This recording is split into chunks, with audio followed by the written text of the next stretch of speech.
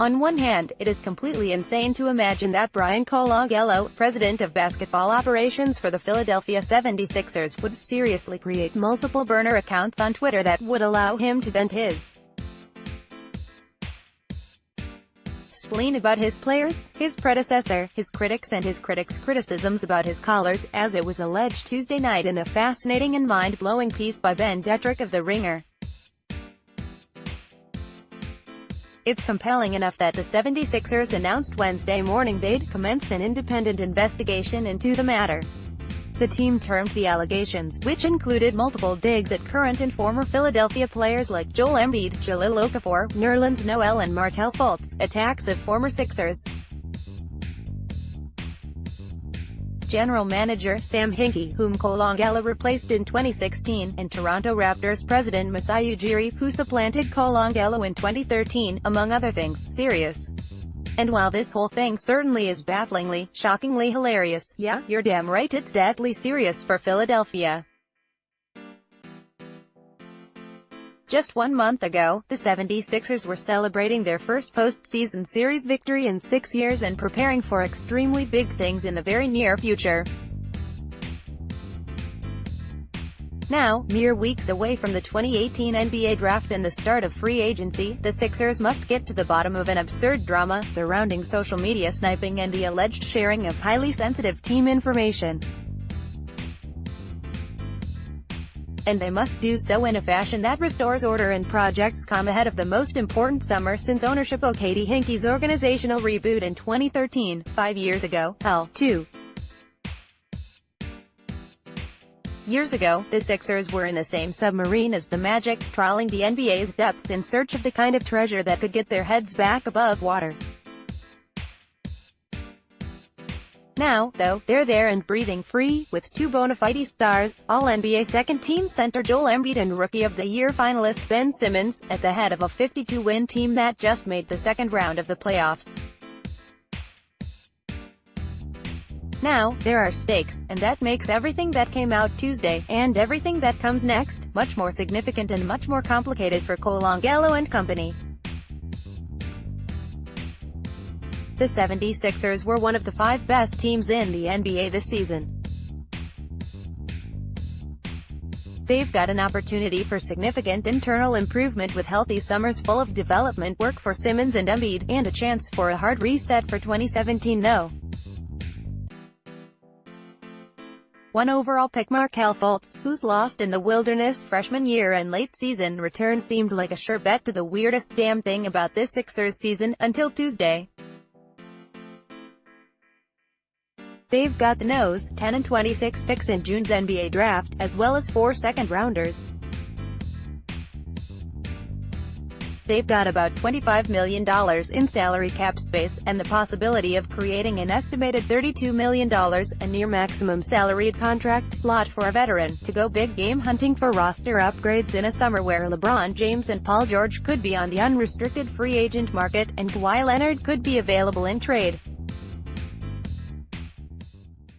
There's a lot of really big, important stuff on Philadelphia's docket this summer, is the point. Stuff that will require the careful management of multiple relationships, both inside and outside the 76ers facility. Stuff that necessitates the ability to sit across the table from agents, players and other executives and instill faith that there's a steady hand directing the organization. The 76ers have to be able to engender trust that what's being discussed at that table will remain in confidence. They have to be able to convince everyone involved that the particulars of their negotiations won't wind up being sprayed around Twitter in 280-character bursts if and when things don't turn up sunny for the Sixers. And it seems impossible to imagine peers, players and prospective partners looking at Colangelo now and feeling confident about any of that.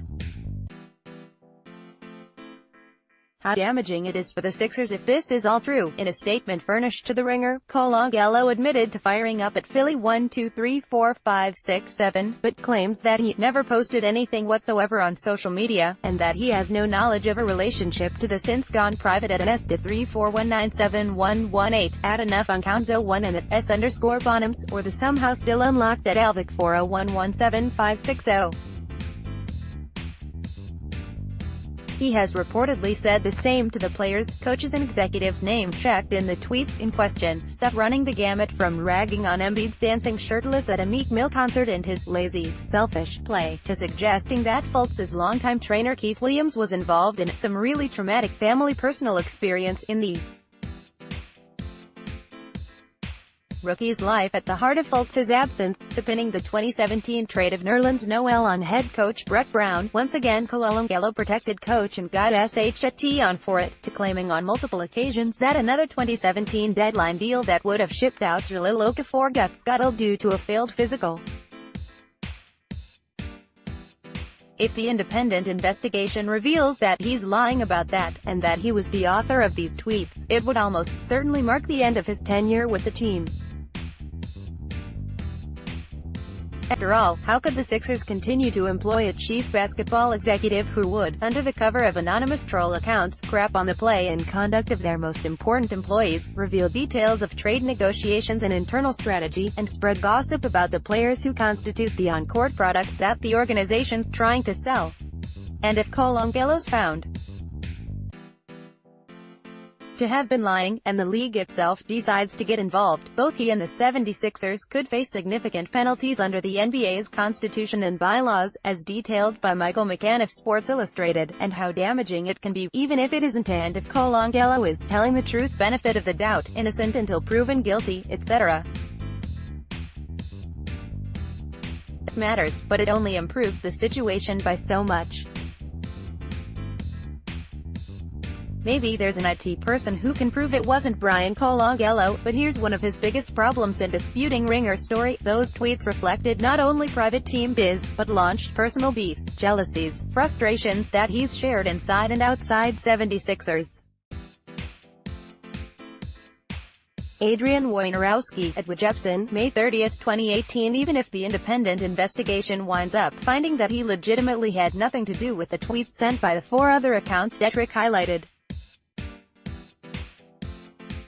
the sheer amount of detail and specificity included in the cited tweets make it staggeringly unlikely that their information didn't come from somewhere inside either the Sixers organization or Colangelo's circle. And if that's true, whoever wrote them had to get the information from somewhere.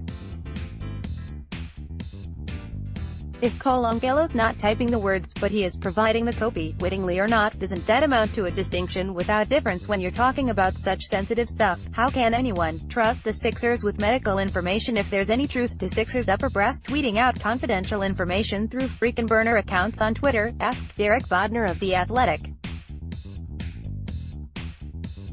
If it's found out that somebody close to Colangelo's sphere ran the accounts, and that person was removed, does that even change anything? Can this front office regain the trust they would have already lost in such a case? Can they convince anyone that this fiasco won't happen again? Even personal vindication for Colangelo wouldn't accomplish that goal. Barring a resolution that proved this entire thing was, say, an elaborate and completely fabricated years-long deepfake perpetrated by, I don't know, a supervillain with the extremely specific and comparatively modest endgame of changing a basketball team's management structure, it doesn't seem like anything can. These accounts existed. They sent these tweets. They communicated these bits of information and these gripes, which reportedly dovetailed with stuff shared privately inside and outside the organization during Colangelo's tenure. This stuff happened, and that points to a titanic, glaring issue within the Sixers organization, whether or not Colangelo is the one who pushed send. And whatever the results of the investigation, it's an issue that ownership would seem to have to address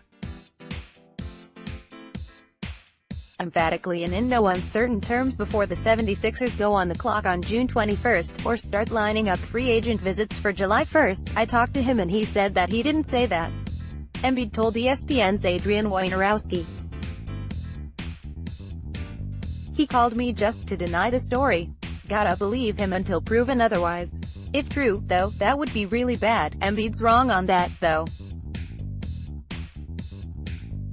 It's really bad either way, and it could prove to be a devastating roadblock on the path to the Sixers' expected rise to championship contention." More NBA coverage. Dan Devine is a writer and editor for Yahoo Sports. Have a tip? Email him at devine@oath.com or follow him on Twitter. Follow @YourManDevine. More from Yahoo Sports. 76ers exec in hot water over reported secret Twitter use. Lakers heaven. LiAngelo works out for LA. NBA fans blame U.S. Senator for Houston's playoff loss. Why NFL players' invite to Trump just won't work.